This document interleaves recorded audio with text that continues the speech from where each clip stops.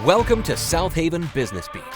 Business and community leaders talk with us to provide invaluable resources to aid the business community. The Southaven Foundation and the Bridge Academy sponsor this episode. At the Bridge Academy, we redefine leadership. It's more than a title, it's a refined art, cultivated through comprehensive development programs designed to elevate your skills and mindset. In this era of rapid technological evolution, we equip you with ethical business principles and technological savvy, ensuring you're not just leaders of today but visionaries of tomorrow. Join us at the Bridge Academy, where leadership is refined and community is defined. Together, let's build a future where education, ethics, and leadership converge. The Bridge Academy, where leaders are made and communities thrive. And now here's your host, Aaron Cozort. Hello and welcome to another episode of Southaven Business Beat. I'm Aaron Cozort, and today our guest is Rebecca Treadway from the ARC of Northwest Mississippi. Rebecca, we love having you here. Tell me a little bit about yourself. So my name is Rebecca Treadway. I live in Olive Branch, Mississippi, and I am the Executive Director for the ARC Northwest Mississippi. We are an advocacy organization for individuals with intellectual and developmental disabilities. We help special needs individuals live their best lives. We help their parents connect to services, and we educate the community about the people that we serve. Well, that is an area that I know is important and makes a big difference in a lot of people's lives. So when you say you're an advocacy group, tell me a little bit about what that means and how that helps families that are struggling with the difficulties that naturally come when you have these special needs. So I am a special needs parent myself, and that's probably the reason why the ARC started, was because parents on this path need help.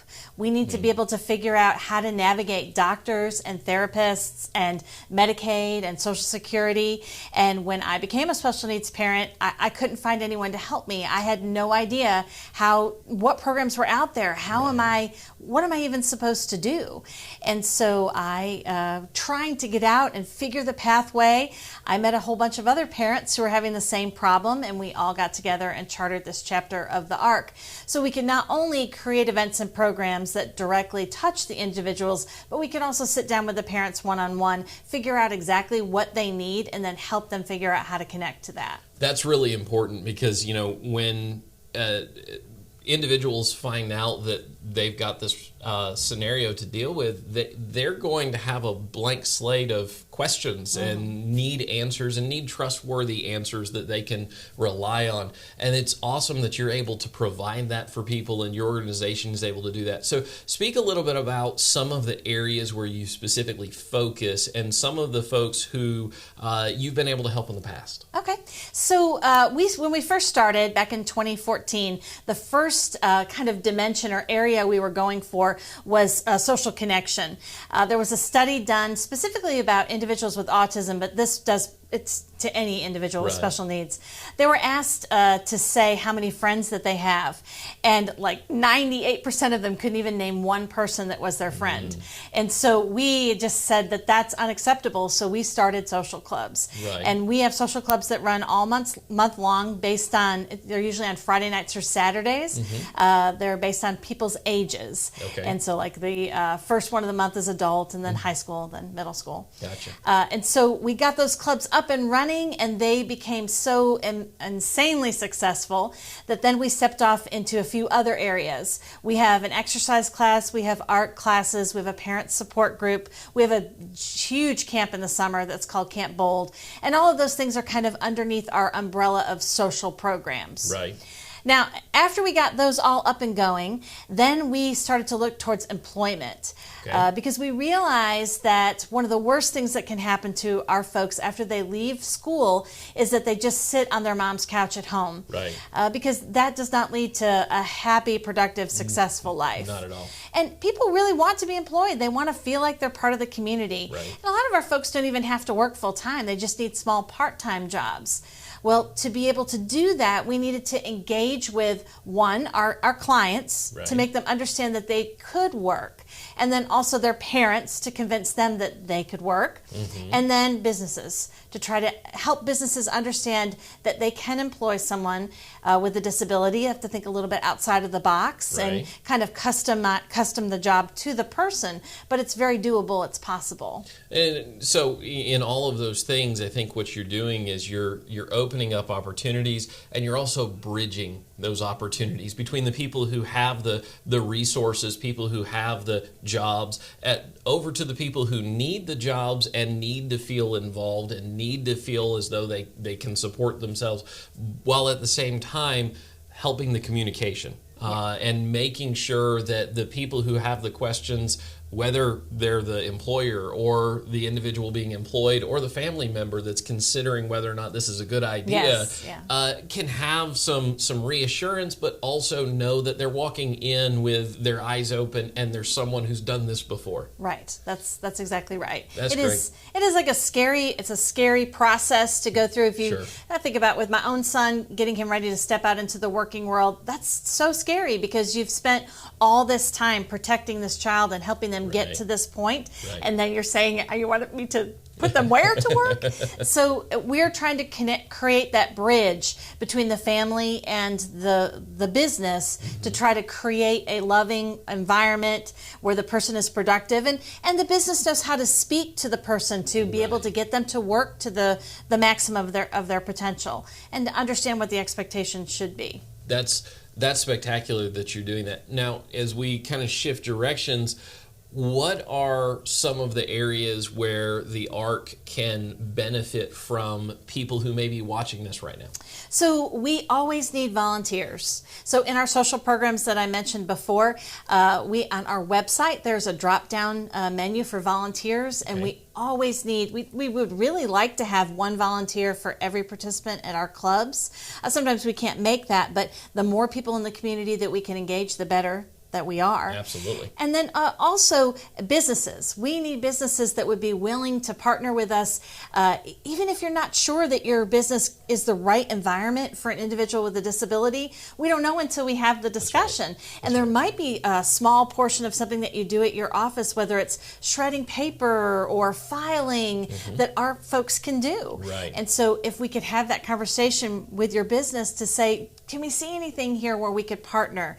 And I think that's just the first step, is that we have to have the conversation and start the wheel spinning. So as you have that conversation, for instance, with a business, do you typically go on site at their location and kind of see how their business runs and help them because you're more familiar with what the needs and the limitations are of the individuals? Are you able to help that business owner or that operator understand, okay, here's something you could consider, and find that avenue for them? Yes.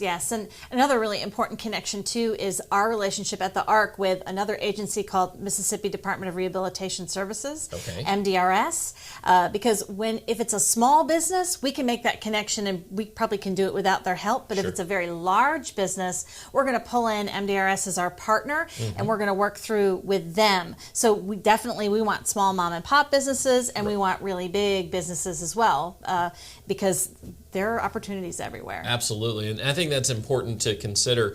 It's not just one cookie cutter environment where someone can actually work, but there's a lot of opportunities out there. It's being open to the opportunity and being willing to say, yeah, I'll have that conversation. Yes. So we're taking a second to thank our sponsors. Follow App. The Follow App is the long-term solution for networking, instantly connecting you to those frequently missed opportunities to find the right referral partner or new client to grow your business. Wisdom Integrators. Are you a business owner, and is technology getting in the way of your business? If your computers are slow, your website is horrible, or your business needs more efficiency, then it's time to reach out to Aaron Cozort and Wisdom Integrators. Would you like to be a sponsor? Contact Debbie King at 662-342-6114 for more information. Be sure to share and subscribe for more business resources. Now back to Southaven Business Beat and host Aaron Cozort. As you look at some of the things in 2024, what are some of the goals for the ARC in 2024?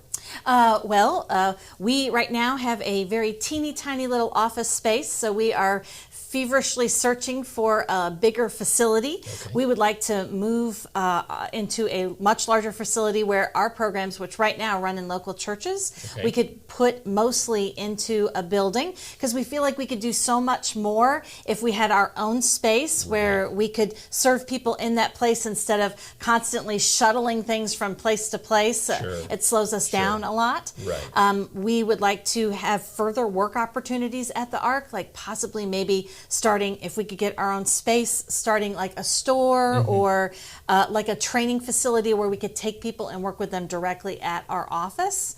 And then, of course, we're always looking for ways to expand our clubs. Sure. And continue to expand our summer camp, which is Camp Bold.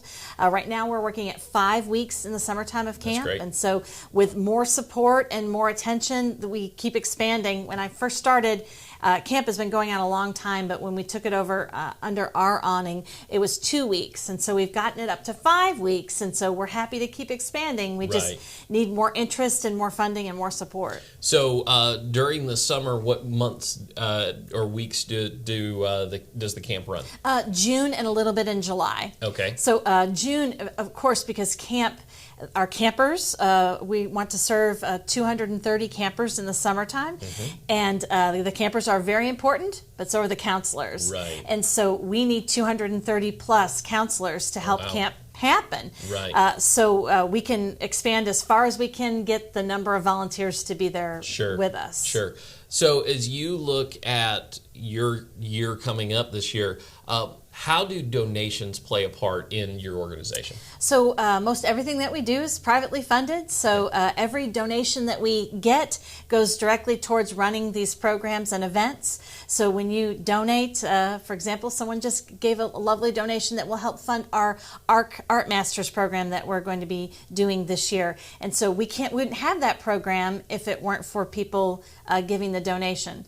Sometimes with our individuals that participate, we do ask if they could pay a fee that helps us, but we never expect anyone to pay. Yeah. So if you can't pay, we're fine. Just come anyway. We'll find donors that will cover it. That's great. And so if someone is interested in donating towards the Ark, how would they go about it? Oh, they go to our website at thearknwms.org, and we have a donate button. All right, give me that web address one more time. It's theark, TheArkNWMS, as in Northwest Mississippi, .org. All right. So as we kind of loop back around, tell me a little bit more about your story. I know you mentioned that you have a special needs child. What was it like in those early years trying to figure out how to raise a special needs child? Oh, it was so difficult. At the time, I was a school teacher, and I loved being a school teacher. It was an amazing career. I was so thankful. I always taught in really amazing schools, but I realized that instead of devoting myself to being an amazing teacher, I was really spending a lot of time trying to help special needs parents, and so I pushed my career to go a different way because I felt like that was where the need was in the community. I know the terrible struggles that my family went through trying to find resources and trying to find the pathway, how badly I needed someone to sit down with me and say, okay, this is what's happening. These are things that you should try. This is going to get better. And I just felt like I had to do something to create that for other people so they could have that moment of, oh my gosh, I feel so much better because someone is listening to me and saying, yes, I've been through that. I know exactly what you're going through. The reassurance that someone's walked that path in front of you, someone's been down this road before, they have some answers for you. They may not have every answer for you, but they can be there, they can listen, they can have that ear, and then they can help guide you along the way. Is really fundamentally important when you're dealing with the difficulties of a special needs child. Yes, that's correct. Yes. So what are some areas that you would like to discuss that maybe we haven't gone over yet? We are having a huge Job Extravaganza, which is an interactive job fair. So we invite businesses out, and not like a regular job fair where you just set up a table. You bring a task from your office. And so we invite students from the DeSoto County schools that are special needs students that are interested in working, and they come around and they shift 10 minutes per station, and they practice working in your environment.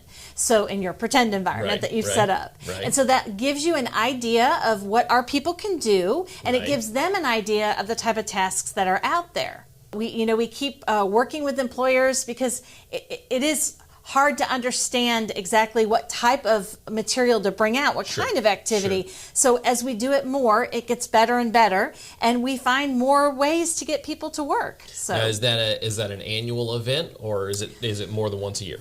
We did it twice last year, and so I think we'll do it twice again this year. We did one last year in March and then one in November. Okay. So we're starting off in January, so hopefully we'll slip another one in during the year somewhere. That'll be great.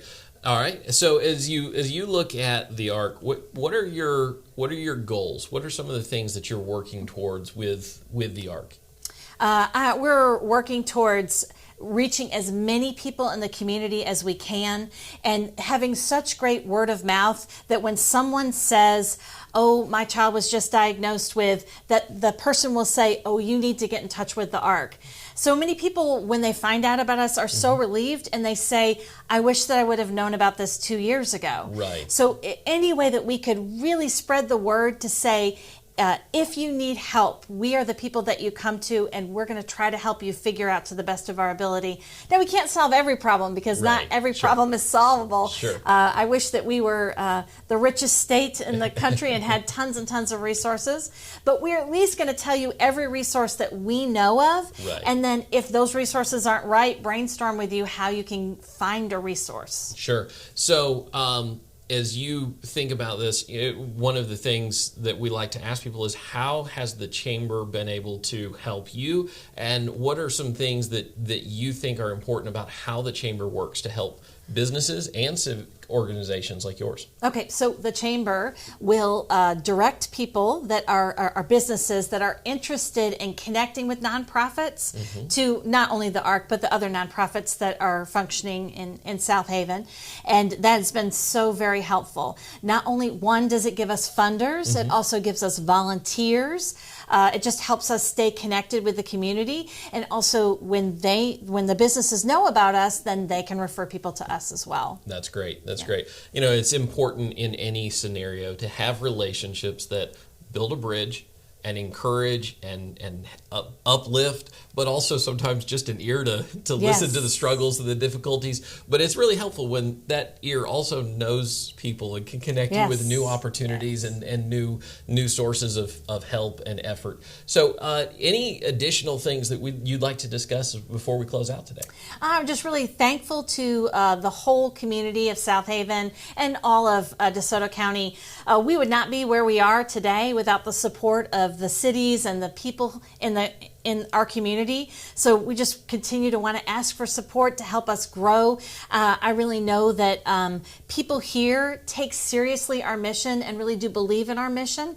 And so we just want to continue to connect with those people that can help us further our mission for the people that we serve. Well, Rebecca, it has been great to have you today on Southaven Business Beat. And thank you for joining us for another episode of Southaven Business Beat. If you feel like perhaps you have the opportunity and ability to help the ARC of Northwest Mississippi, we would love for you to get connected to them, get involved in this great work, and maybe your business is a great fit for individuals who have the opportunity to find a job, to work in that job. So reach out to Rebecca, and if you have the ability to support her work, we encourage you to do so. I'm Aaron Cozort with Southaven Business Beat, and have a great day. Please visit www.southavenbusinessbeat.com for more episodes. We would like to thank the following sponsor. If you're ready to elevate your brand with top-notch video production and editing, trust Pure Focus Media to bring creativity, precision, and impact to your content. Visit our website to learn more and schedule your consultation. Pure Focus Media, crafting stories, inspiring connections. This podcast is brought to you by the Southaven Chamber of Commerce. We know relationships create commerce. Want to join the Southaven Chamber? Visit www.southavenchamber.com. Be sure to share and subscribe. Thanks for watching.